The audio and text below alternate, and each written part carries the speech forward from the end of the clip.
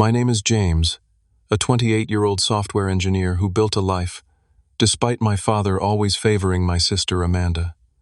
I never expected a routine family dinner would be where everything finally shattered. For years I'd been secretly supporting my sister financially while enduring my father's constant criticism. That night when Dad exploded with those familiar words of disappointment, something inside me finally broke free. Before I dive into what happened next and how it changed, everything drop a comment, letting me know where you're watching from. Hit that like button and subscribe to catch more stories about standing up for yourself when it matters most. I grew up in a middle-class neighborhood in the suburbs of Boston, Massachusetts. Our house was nothing special, just a modest, 3-bedroom colonial with fading blue paint and a small yard where neighborhood kids would gather for impromptu football games. My father, Robert, worked as a sales manager for a manufacturing company, a job he complained about daily but never left. My mother, Catherine, was a kindergarten teacher who genuinely loved her work, but often seemed drained of energy at home. From my earliest memories, our family had a clear hierarchy. Dad made the decisions, Mom tried to keep the peace. Amanda was the star and I was, well, just there. Amanda came along 3 years after me, and from the moment she arrived, the dynamic was set. She had these big blue eyes and blonde curls that made everyone fawn over her. I was the quiet kid with brown hair who preferred books to baseball. The signs of favoritism were subtle at first. When I brought home straight, as Dad would nod and say, "That's what you're supposed to do." When Amanda brought home B's and C's, there would be celebratory ice cream because she tried so hard. When I won the school spelling bee in 4th grade, Mom put the certificate on the fridge. Dad never mentioned it. When Amanda participated in her first dance recital that same year, Dad talked about her natural talent for weeks, even though she tripped twice during her routine. The root of this imbalance became clear as I got older. Dad had been a star quarterback in college, with dreams of going pro until a knee injury ended those plans. He'd always wanted a son who would follow in his athletic footsteps, someone he could coach and live vicariously through. Instead, he got me a kid who was more interested in taking apart our old computer than throwing a football. Mom would try to balance things in her quiet way. She'd slip into my room after Dad criticized my lack of interest in sports and tell me she was proud of my amazing brain. She'd help me with science projects and encourage my interest in computers, but she never stood up to Dad directly. Their relationship had its own power imbalance, with Mom always yielding to Dad's stronger personality. The pattern of unequal treatment manifested in specific incidents that remain burned into my memory. When my 10th birthday fell on the same weekend as Amanda's dance recital, my party was canceled so the family could attend her performance. "We'll celebrate next weekend," Mom promised, but Dad added, "James understands that Amanda needs our support." I did understand. I understood that my sister's activities would always take priority. In 8th grade, I won first place in the regional science fair with a computer program I'd written that simulated ecosystem changes.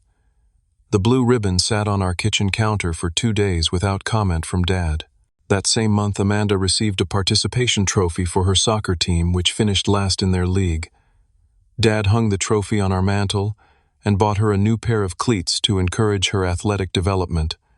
The most telling example came during our senior years of high school. I was accepted to MIT with a partial scholarship, an achievement that represented countless hours of hard work and determination. When I showed Dad the acceptance letter, he glanced at it and said, "That's going to be expensive." When Amanda got accepted to the state university with no scholarship, Dad took the family out for a fancy dinner and gave a toast to our family's first college student as if I hadn't already been accepted months earlier. As these experiences accumulated, I developed a complicated mixture of resentment and determination. Each dismissal of my achievements and each exaggerated celebration of Amanda's mediocrity fueled my drive to succeed, despite my father's lack of support. I stopped seeking his approval and instead focused on proving something to myself. I coped by diving deeper into my interests. Our high school had a computer lab with outdated equipment, but the technology teacher, Mr. Reeves, recognized my abilities and gave me access to the lab during lunch and after school.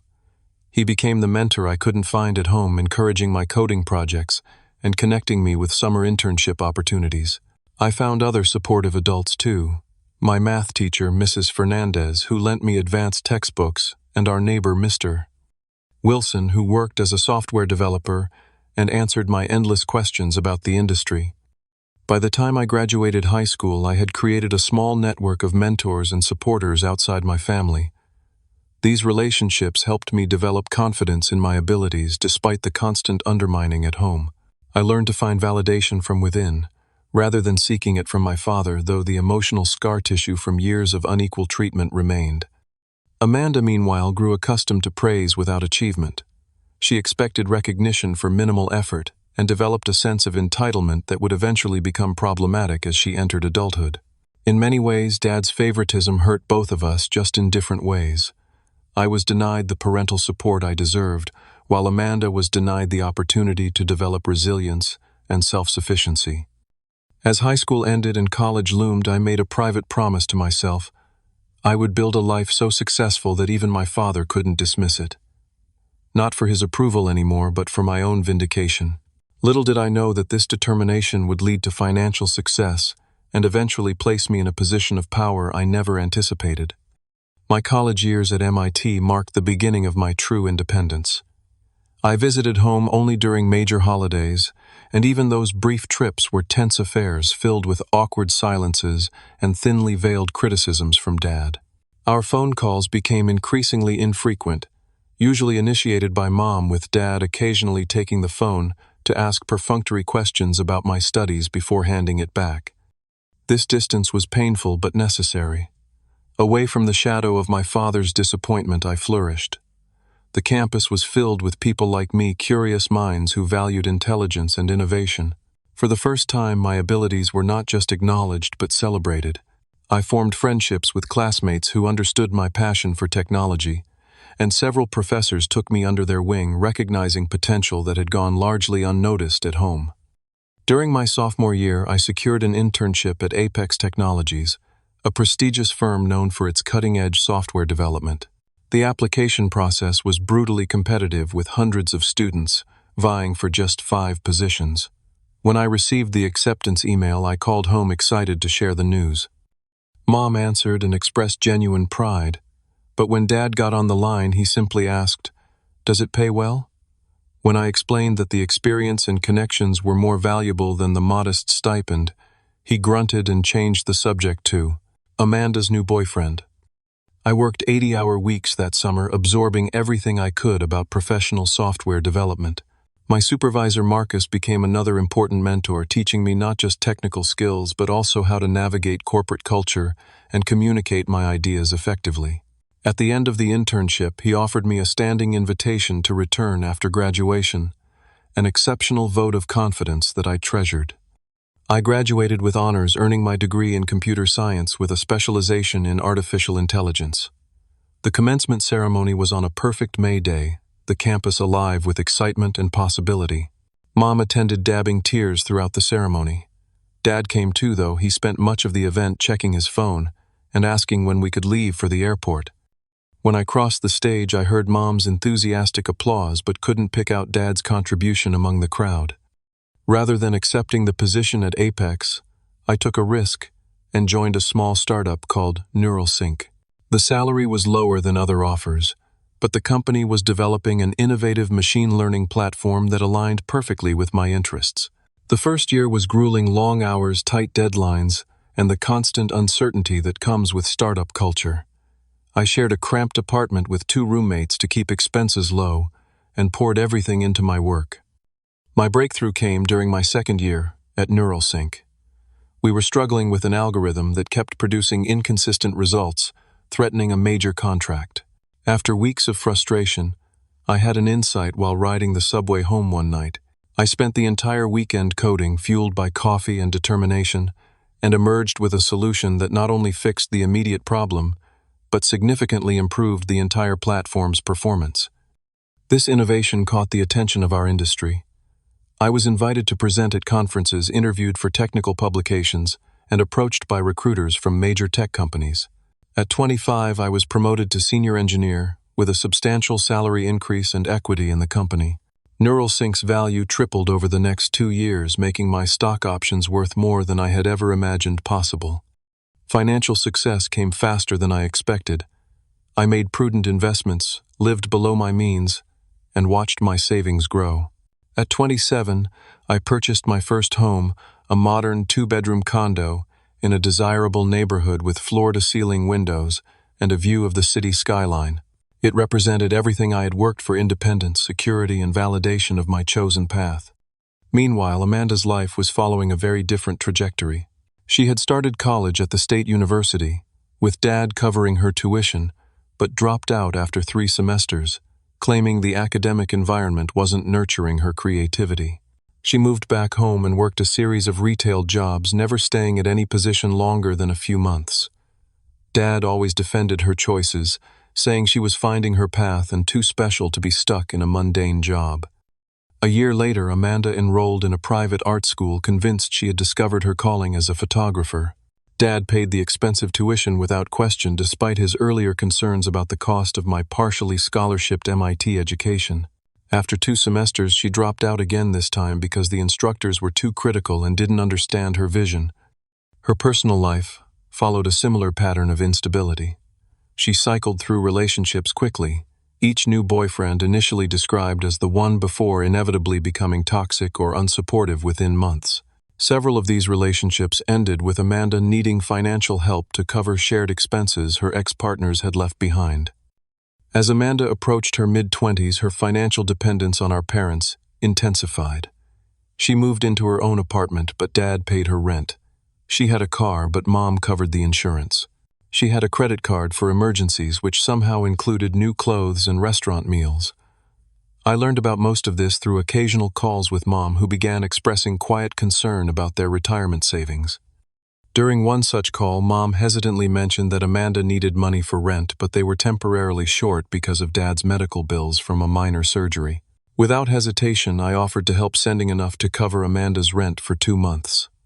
I made Mom promise not to tell Amanda or Dad that the money came from me. It wasn't about recognition. I just couldn't bear the thought of my parents draining their savings while I had more than enough. This began a pattern that would continue for the next 3 years. Mom would occasionally mention financial struggles, and I would send money through her, always anonymously. Part of me felt proud that I could help my family, but another part recognized the unhealthy dynamic this created. I was enabling Amanda's continued dependence and protecting Dad from facing the consequences of his favoritism. Yet each time Mom called with that particular tone of stress in her voice, I couldn't bring myself to refuse. Despite my financial success and professional recognition, I still carried a complicated desire for my father's approval. Logical or not, that need remained buried in my psyche, occasionally surfacing during late-night reflections or after difficult phone calls home. I had built a life that disproved his low expectations of me, yet his validation remained the one achievement that eluded me. As my career continued to advance, Amanda's financial situation deteriorated further. What began as occasional assistance with rent evolved into a regular monthly commitment that expanded to include utilities, car payments, and even credit card bills. Mom became the reluctant intermediary, passing my money to Amanda, while maintaining the fiction that it came from their retirement savings. During one particularly candid phone conversation, Mom confessed that they had already withdrawn more than $60,000 from their retirement accounts to support Amanda. "We didn't want to worry you," she said, her voice tight with stress, "but your father's company is downsizing, and we're concerned about his position." The implications were clear. My parents were sacrificing their financial security for Amanda's lifestyle while facing potential income loss themselves. I increased my monthly transfers, telling myself it was temporary, just until Amanda found stable employment or Dad's job situation stabilized. But a troubling pattern emerged as I observed Amanda's behavior through social media and Mom's reluctant updates. The first incident that raised serious red flags occurred after Amanda called Mom in tears, claiming her car needed emergency transmission repairs, costing $2,500. I sent the money, immediately worried about her safety with an unreliable vehicle. 3 days later, she posted photos from a weekend trip to Miami with friends, tagging herself at expensive restaurants and beachfront clubs.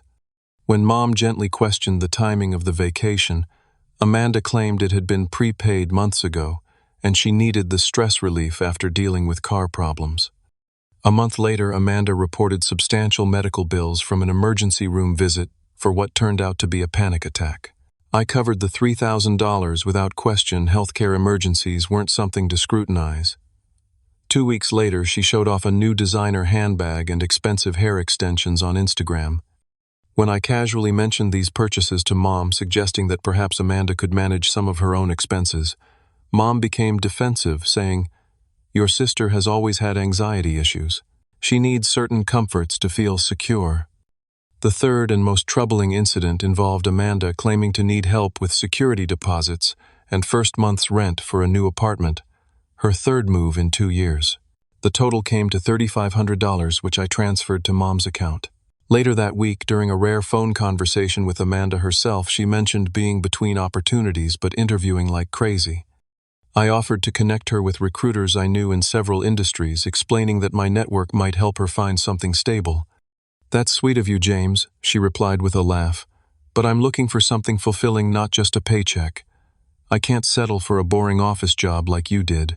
When I pressed for details about her recent interviews, she became vague, eventually admitting there hadn't been any actual interviews, just applications she'd submitted online. Further conversation revealed she'd turned down 2 legitimate job offers because the positions weren't senior enough despite her limited work experience. Meanwhile, during family phone calls, Dad continued to praise Amanda's free spirit and criticize my focus on career advancement. "Not everything is about money and success, James," he said during one particularly frustrating conversation. "Amanda understands the importance of experiencing life and finding personal fulfillment. You've always been too focused on proving yourself instead of living."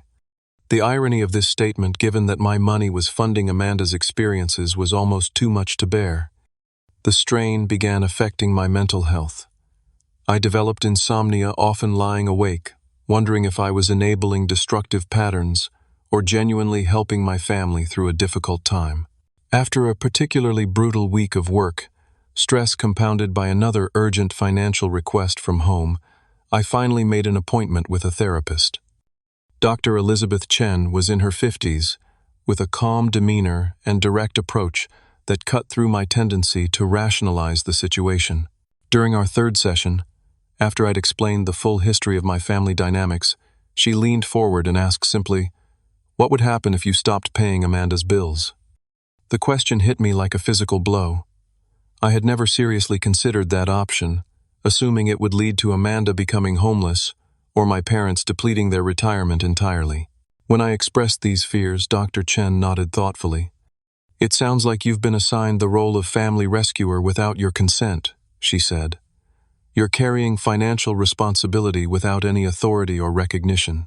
That's an unsustainable position that's causing you significant distress."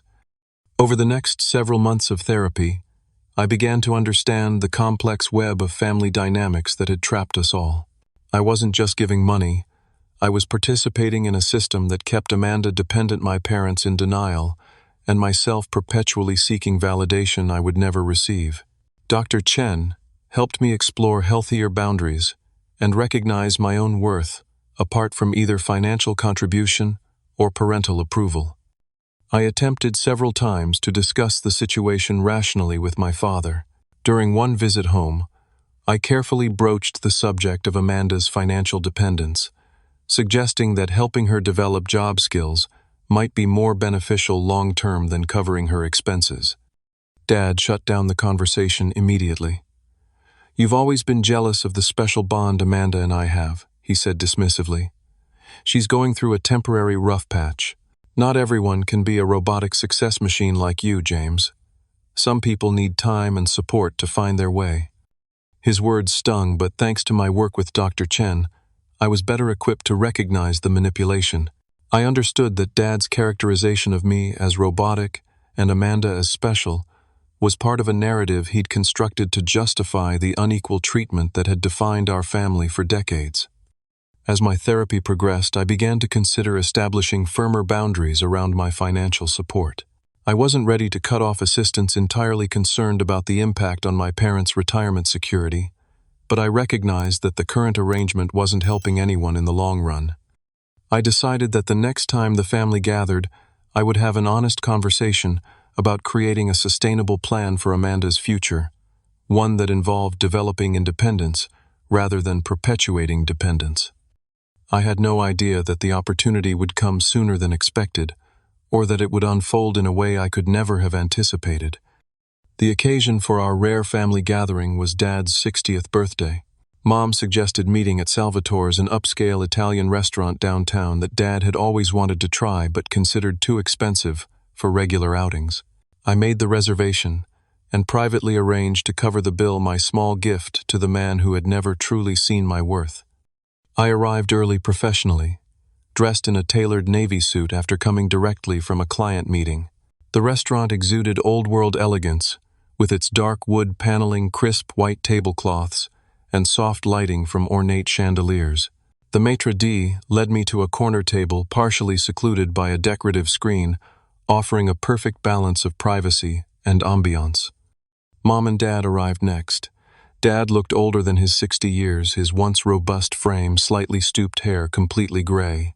Mom had maintained her gentle warmth, though new worry lines creased her forehead as she hugged me. Amanda arrived 20 minutes late, offering no apology, as she air-kissed each of us and immediately ordered an expensive cocktail before even sitting down. The evening began pleasantly enough. We ordered appetizers to share calamari bruschetta and an antipasto platter. Dad reminisced about his college football days, telling stories I'd heard countless times but feigned interest in for the sake of harmony. Mom asked about my work, and I gave a simplified explanation of my current project developing security algorithms for financial institutions. Amanda scrolled through her phone intermittently, occasionally showing Mom photos of a friend's new puppy or a cafe she'd discovered. The tension remained beneath the surface like a fault line waiting for pressure to build. It finally emerged as our main courses arrived: Dad's osso buco, Mom's linguine with clams, Amanda's lobster ravioli, and my chicken parmesan. Amanda set down her fork after 2 bites and cleared her throat dramatically. "So I have some exciting news," she announced, drawing all attention to herself. "I found the perfect apartment in the West Side Arts District. It's in this converted warehouse with exposed brick and these amazing windows. All the up-and-coming artists live in the building." "That sounds lovely, dear," Mom said carefully. "But isn't the West Side quite expensive?" Amanda waved away the concern. "It's an investment in my career network. I've been talking with this gallery owner who might exhibit some of my photography, and he says location is everything in the arts community." Dad beamed with pride. "That's my girl, always thinking strategically. Sometimes you have to spend money to make money." I took a slow sip of water, remembering that Amanda hadn't picked up a camera in months, according to Mom's updates. Her photography career consisted of smartphone pictures posted to Instagram with heavy filters. "What's the rent like?" I asked, keeping my tone neutral. Amanda shifted in her seat. "It's actually really reasonable for the area, only $2,400 a month. And I'd need to put down first and last month's rent plus security deposit, so around $7,200 to move in." She directed this information to Dad, avoiding my gaze. Mom paled visibly. I knew from our conversations that their retirement account was dangerously depleted, and Dad's company had indeed announced layoffs starting next quarter. Dad looked thoughtful for a moment before turning to me. "James, you've been doing well for yourself. $2,400 wouldn't make a dent in your monthly income." There it was not a direct request, but the clear implication that I should volunteer to fund Amanda's latest whim. In previous years, I would have arranged it privately through Mom to avoid confrontation, but months of therapy had strengthened my resolve to break unhealthy patterns. "Amanda's rent isn't my responsibility," I said calmly. "I think we should discuss how she plans to afford this apartment with her current income." An uncomfortable silence fell over the table. Amanda stared at her plate while Dad's expression darkened. Mom attempted to redirect the conversation. "The calamari was excellent, wasn't it? We should ask for the recipe. Your sister is trying to build something meaningful." Dad interrupted, his voice carrying the edge that had intimidated me throughout childhood. "Not everyone measures success by their bank account, James." "I don't measure success by money," I replied evenly. "I measure it by independence and self-sufficiency, values I had to learn on my own." Amanda looked up, her eyes narrowing. That's such a passive-aggressive thing to say. Not everyone had the advantages you did. The irony of this statement was staggering. I had worked through college, secured scholarships, and built my career through persistent effort, while Amanda had received continuous financial support despite minimal effort. What advantages are you referring to exactly? I asked, genuine curiosity in my voice. You were always the smart one, she said, as though intelligence had been gifted to me rather than developed through countless hours of study and practice. Everything came easily to you. Dad nodded in agreement. James, you need to understand that your sister has a creative soul. She needs freedom to explore her potential, not be tied down by mundane concerns. And who should be tied down by those mundane concerns instead? I asked. That's just life, son, Dad said dismissively. Family helps family. Your mother and I supported you through college. I had scholarships I corrected. And I worked 20 hours a week at the campus IT department.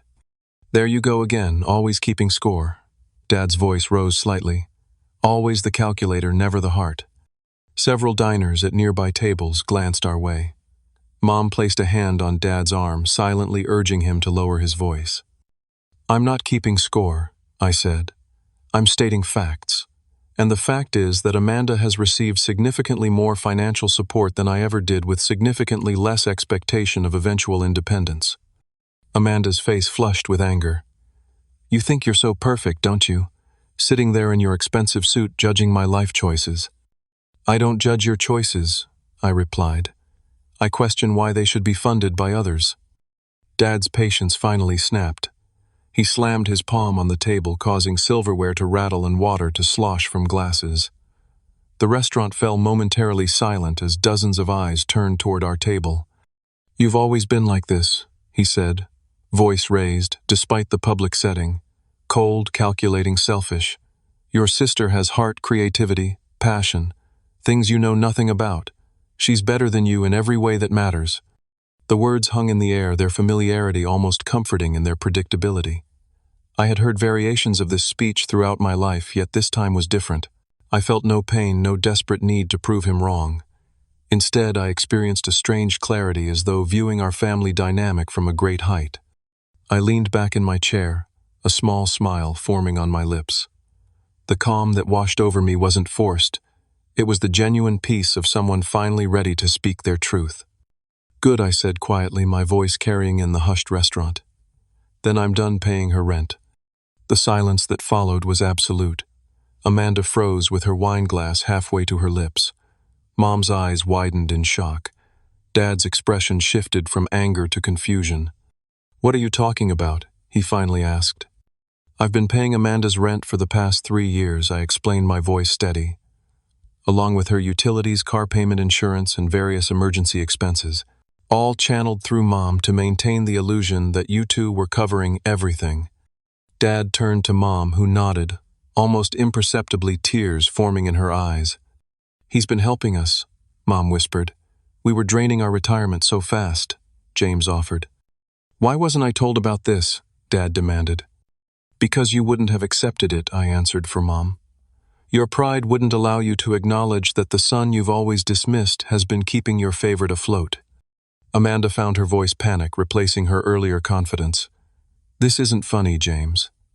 If you've been helping, I'm grateful, but cutting me off without warning is cruel. No, I said, looking directly at her. What's cruel is watching you squander your potential while Dad reinforces the idea that you're too special for ordinary responsibility. What's cruel is seeing Mom stressed about retirement while transferring my money to your account every month.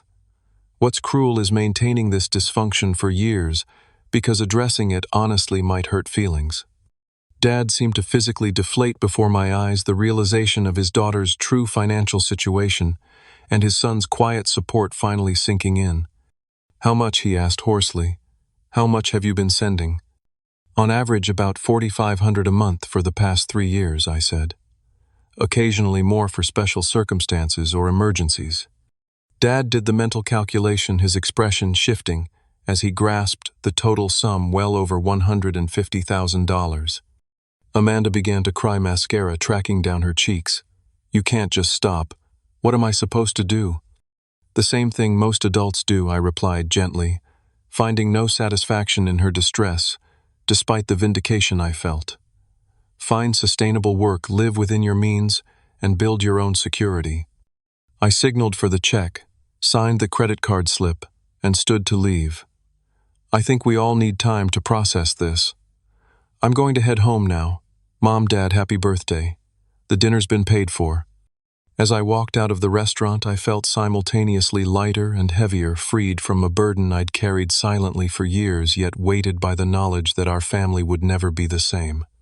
The drive home from the restaurant was surreal. Boston's nighttime skyline glittered against the dark sky as I navigated familiar streets that somehow looked different. My hands gripped the steering wheel too tightly, knuckles white despite the profound calm I'd projected at dinner.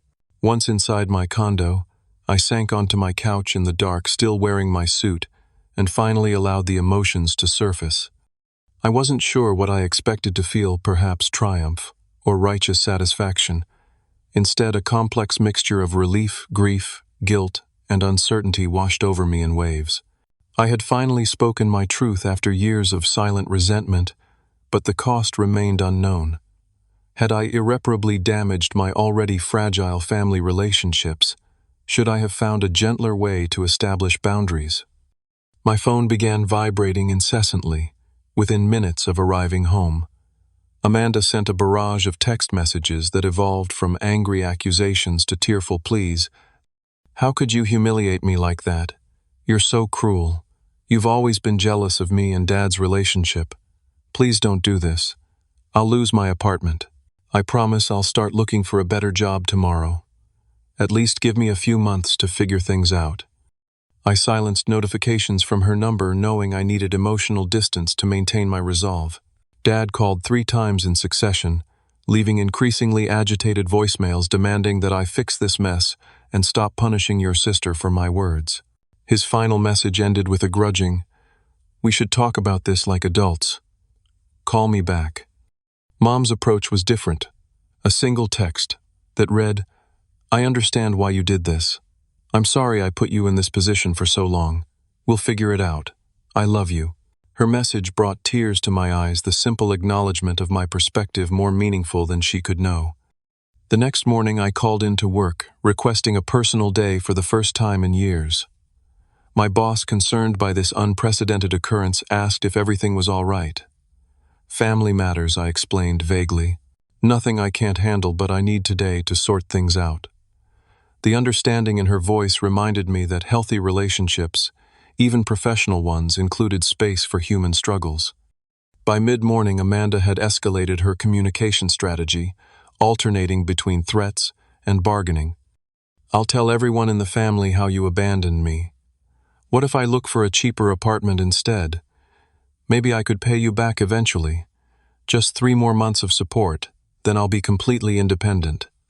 I maintained my silence, recognizing these as manipulation tactics, rather than genuine efforts to understand my position or take responsibility.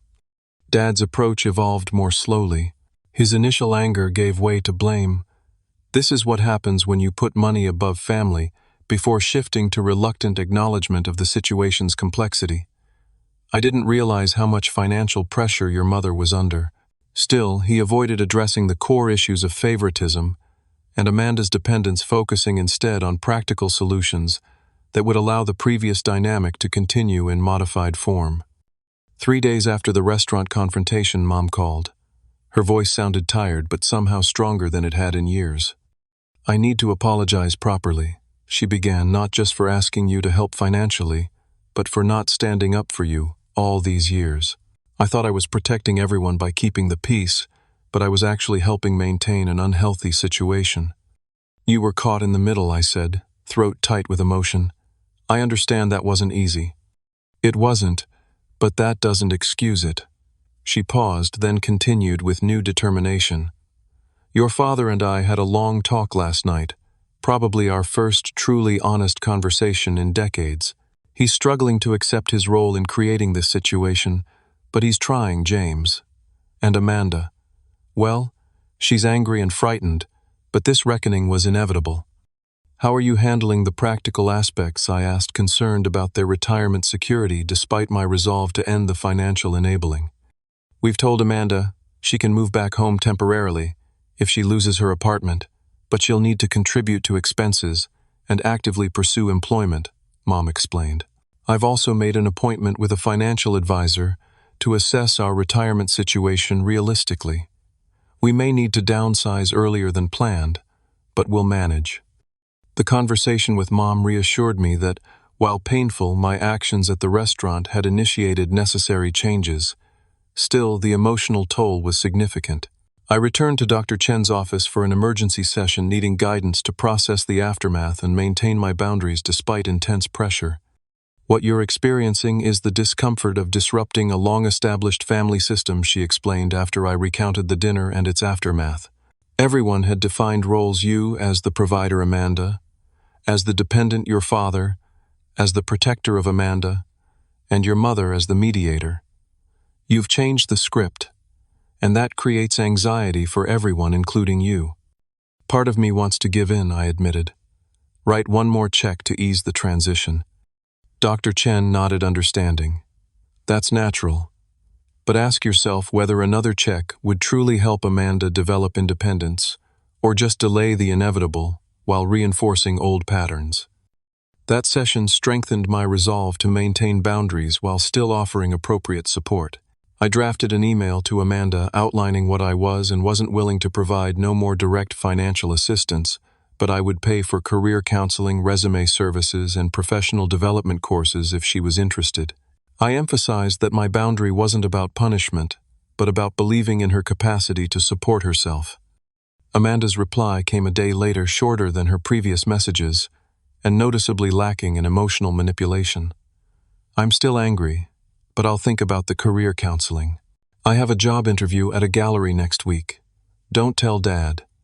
This small step toward responsibility gave me cautious hope, though I recognized the road ahead would be long and likely include setbacks.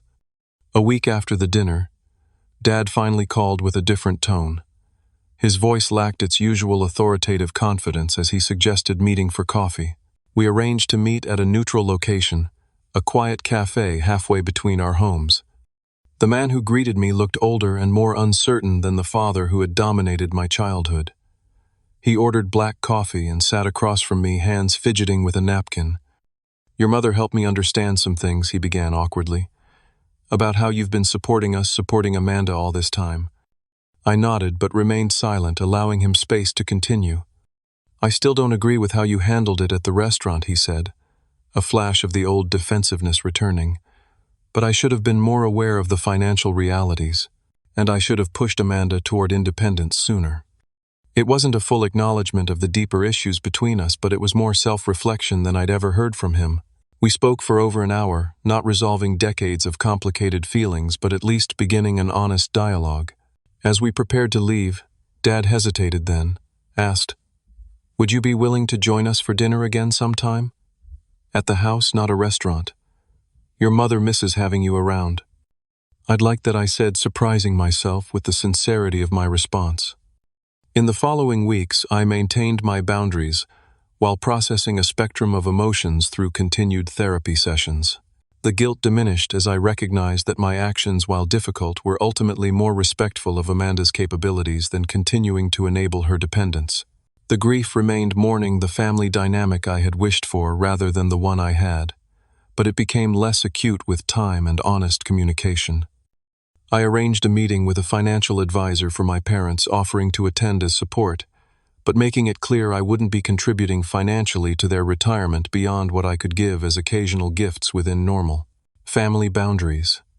The advisor helped them develop a realistic plan that would require lifestyle adjustments, but could ensure their long-term security. Amanda's journey proved more tumultuous. She did attend the gallery interview, but wasn't offered the position. Her initial response was to blame the interviewer's obvious bias against women in the arts. But after several more rejections, she reluctantly accepted a retail position at a home decor store. When she couldn't afford her apartment's rent without my assistance, She moved back to our parents' home, an arrangement that created tension but also forced necessary conversations about expectations and contributions. Through these difficult weeks, I discovered that establishing boundaries, while painful, created space for authentic relationships to potentially develop. We were all learning to interact as adults, rather than remaining trapped in childhood roles that no longer served any of us. The process was messy and incomplete, but for the first time it felt honest. 2 months after the restaurant confrontation, I invited my family to my condo for dinner.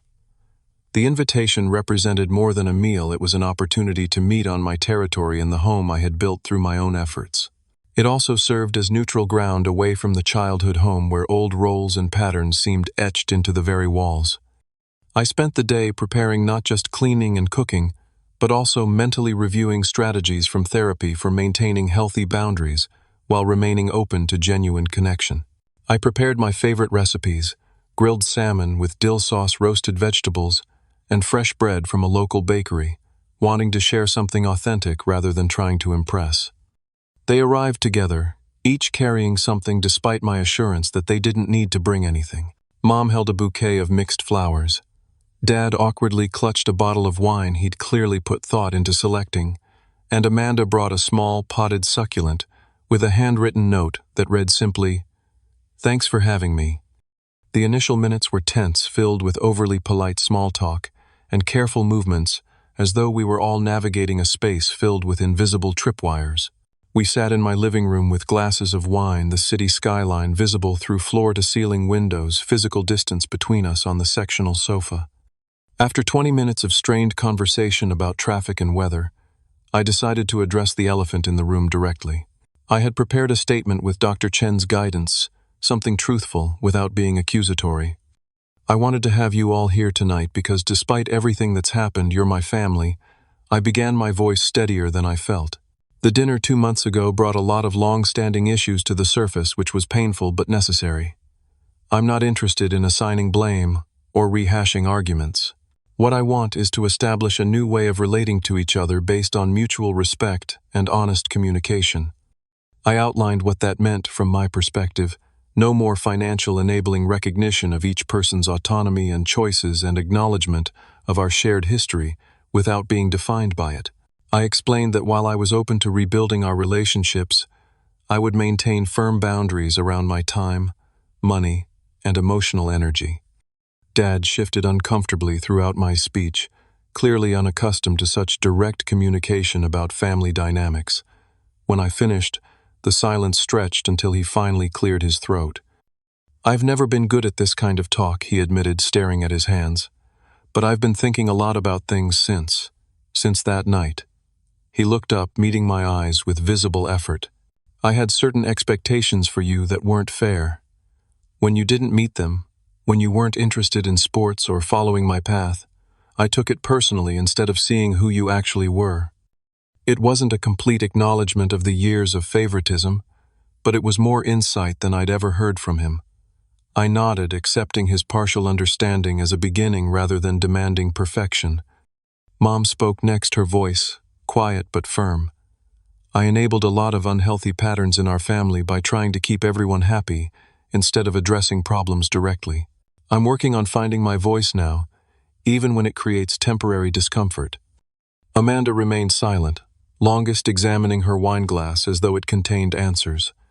When she finally spoke, her words surprised me.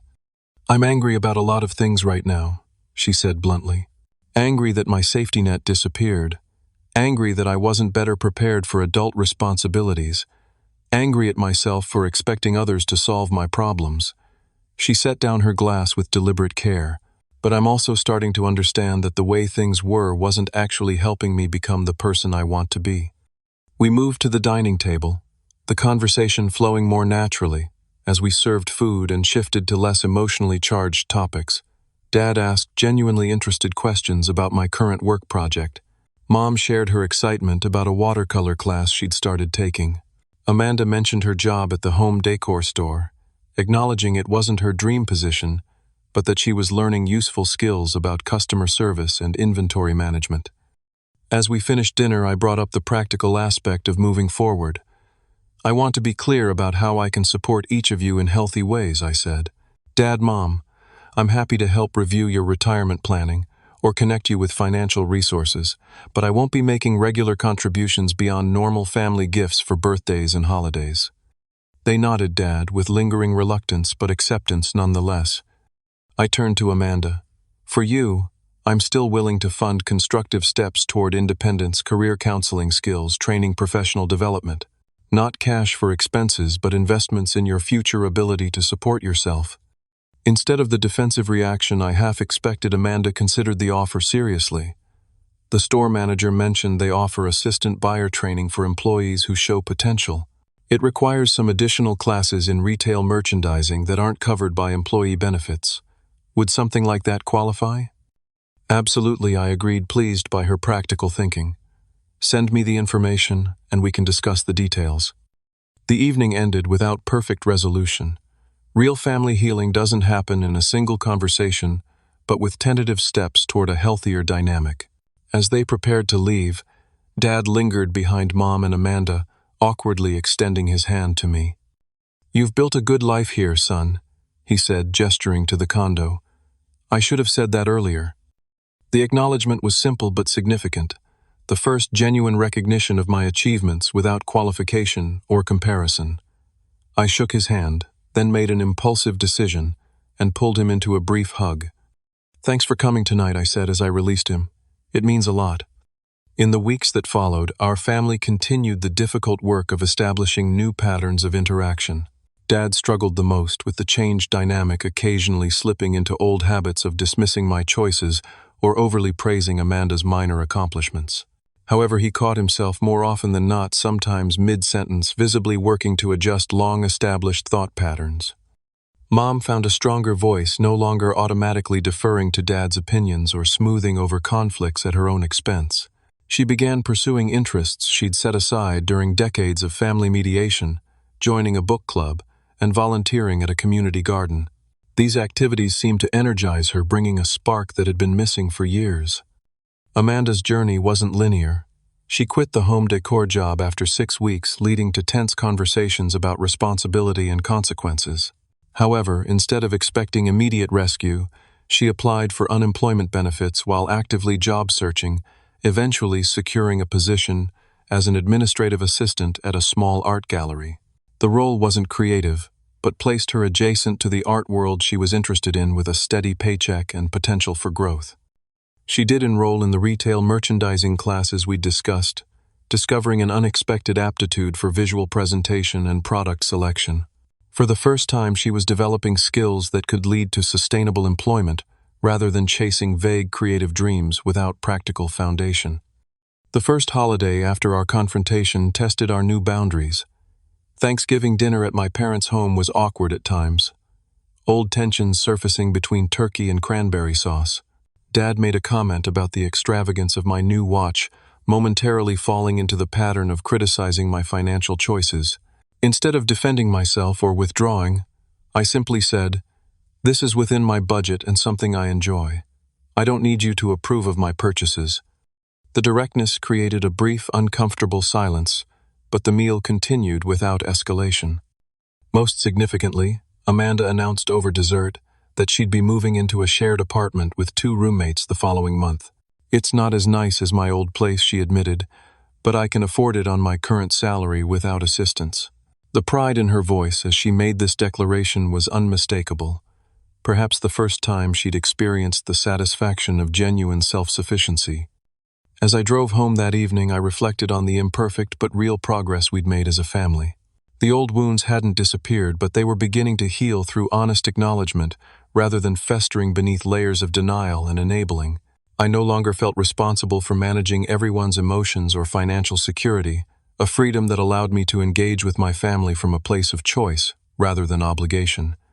For the first time, I felt hopeful that we might eventually develop relationships based on mutual respect rather than dysfunctional roles assigned in childhood.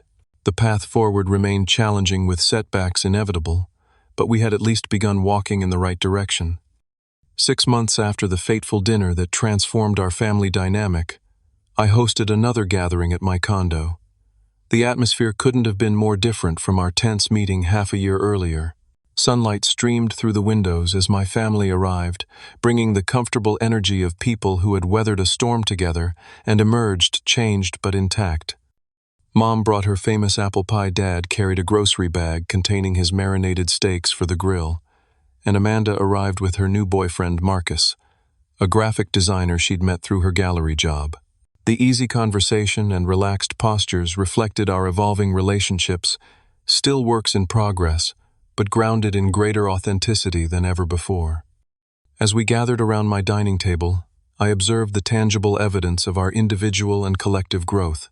Amanda had maintained her position at the gallery for 5 consecutive months, a record for her adult working life, and had recently been given additional responsibilities coordinating with artists for upcoming exhibitions. The small salary increase allowed her to build her first modest emergency fund, a concept she would have dismissed as unnecessary just a year ago. "We're featuring a new photographer next month," she told us. During dinner, genuine enthusiasm in her voice. The gallery owner actually asked for my input on how to arrange the exhibition space. "I've been learning so much about what makes a compelling visual presentation." Dad, who once would have vaguely praised her creative spirit without acknowledging the practical aspects of her work, asked thoughtful questions about the business side of gallery operations. "That sounds like valuable experience," he observed. "Those skills would transfer to many industries if you ever wanted to explore other options." This simple acknowledgement of Amanda as a working professional, rather than a perpetual child, represented significant evolution in his thinking. He had begun to see her capabilities rather than just her needs, a shift that benefited them both. Mom had undergone perhaps the most surprising transformation. With Amanda becoming more independent and Dad adjusting to a more balanced family dynamic, Mom found space to rediscover her own identity beyond mediator and caretaker. She had joined a community college board focusing on early childhood education, leveraging her decades of teaching experience in a leadership role. The confidence this brought extended to our family interactions, where she now expressed opinions directly rather than filtering everything through Dad's perspective. Dad himself struggled the most with changing long-established patterns, occasionally slipping into old habits of dominating conversations or dismissing perspectives that differed from his own. However, he caught himself more quickly and made visible efforts to listen before responding, especially to me. His company had indeed implemented layoffs, but he had survived the cuts and adjusted to his reduced retirement timeline with pragmatic acceptance rather than resentment. My own growth had been equally significant. The emotional freedom that came from establishing clear boundaries allowed me to bring my authentic self to all relationships, not just family ones. I had developed a close friendship with 2 colleagues that extended beyond work spending, weekends hiking and trying new restaurants, rather than working excessive hours. My perpetual insomnia had resolved as I released the burden of financial responsibility for my sister and the constant need for paternal validation. Most significantly, I had begun dating Sarah, a children's book illustrator I met through a mutual friend.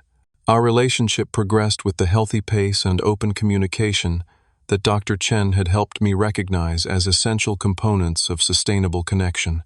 For the first time, I entered a romantic relationship without carrying the invisible baggage of family dysfunction, able to be present and vulnerable in ways that previously seemed impossible.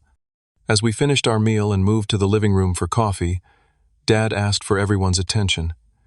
He shifted uncomfortably, clearly preparing for something difficult. "I want to say something," he began, voice uncharacteristically uncertain. "I've been doing a lot of thinking over these past months, especially after talking with a counselor myself. This revelation surprised me. Dad had always dismissed therapy as unnecessary navel-gazing. "James," he continued, looking directly at me, "I owe you an apology. Not just for what happened at the restaurant last year, but for a pattern that started long before that. I favored your sister. I dismissed your accomplishments. I tried to make you into a version of myself, instead of seeing who you actually were." He paused, gathering himself. "I'm genuinely proud of the man you've become, and I thank you for having the courage to break patterns that I should have addressed years ago." The simple thank you from my father carried more weight than any elaborate apology could have. It acknowledged not just past wrongs, but the effort required to disrupt deeply entrenched family dynamics. I found myself momentarily unable to speak, nodding my acceptance of his words while processing their significance. The afternoon continued with comfortable conversation, occasional laughter, and the natural ebb and flow of family interaction, without the underlying current of resentment and unmet expectations that had previously defined our gatherings. As everyone prepared to leave, I felt a sense of peaceful accomplishment that had nothing to do with career achievements or financial success, the satisfaction of having contributed to genuine healing rather than continued dysfunction. In the quiet after they left, I reflected on the journey of the past year and the lessons it had taught me. I understood now that standing up for myself wasn't selfish but necessary, not just for my well-being but for the health of all my relationships. The courage to establish boundaries came from recognizing my inherent worth rather than seeking external validation, particularly from those unable or unwilling to provide it. I realized that family patterns established in childhood exert powerful influence, but aren't immutable. Breaking those patterns requires conscious effort, professional support, and willingness to endure temporary discomfort for long-term health. Most importantly, I learned that genuine love sometimes means challenging destructive behaviors rather than enabling them through misguided assistance. The professional success I had achieved provided financial security and personal satisfaction, but it was the emotional growth of the past year that truly transformed my life. I brought my authentic self to work relationships, set appropriate limits on my time and energy, and found greater fulfillment in balanced achievement rather than compulsive proving of my worth. My relationship with Sarah flourished as I applied these same principles of honesty and healthy boundaries. Unlike previous relationships where I had either withdrawn emotionally or overcompensated through excessive giving, I engaged as a whole person with clear understanding of both my needs and responsibilities. The foundation we built promised a future partnership based on mutual respect rather than unhealed wounds. In the quiet after they left, I reflected on the journey of the past year and the lessons it had taught me.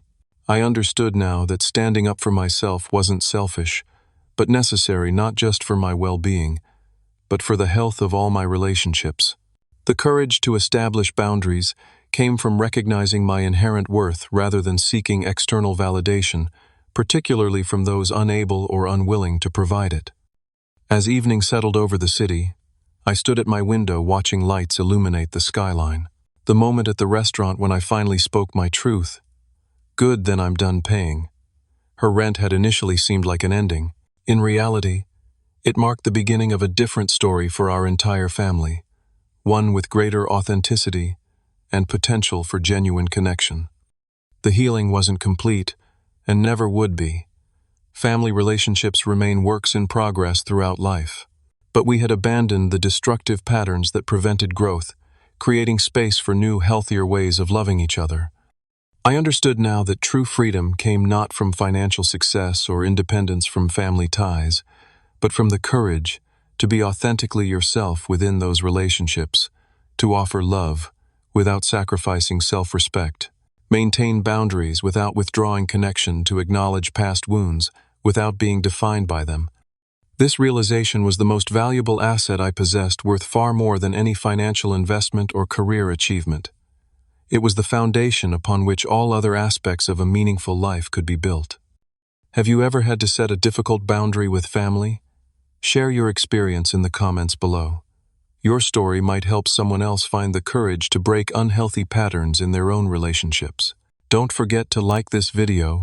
If it resonated with you, subscribe for more real-life stories about finding strength in difficult situations, and share with anyone who might need to hear that standing up for yourself isn't selfish.